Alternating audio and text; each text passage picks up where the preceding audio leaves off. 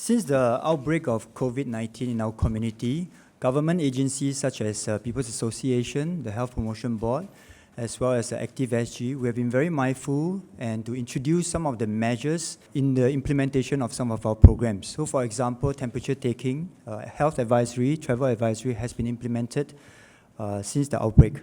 Given what has happened at Jurong Safra last week, we have also immediately in People's Association suspended singing program that has been attended by those seniors at the dinner, and that will continue to be in effect.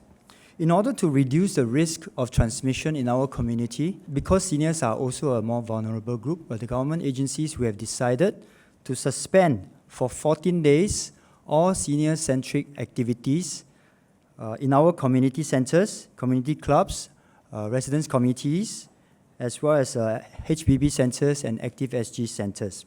I'd like to highlight that care services for these seniors, such as the nursing homes, inpatient and day hospices, senior care center services, as well as home-based services will continue to run as usual. During this period, agencies will take the necessary steps to introduce or to implement some of the new measures, which can be summarized in three broad categories. The first is to reduce the density of our programs to ensure there's sufficient spacing between the participants in our programs. The second is also to reduce the rigor as well as to modify the program to minimize contact between the participants. And the third principle is also to reduce and moderate the duration of the activity to minimize the exposure between the participants.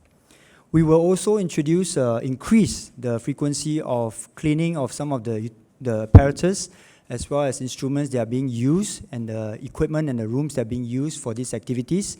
And of course, we will continue to educate and to remind our participants to be socially responsible and that if they don't feel well, they should avoid attending some of our programs.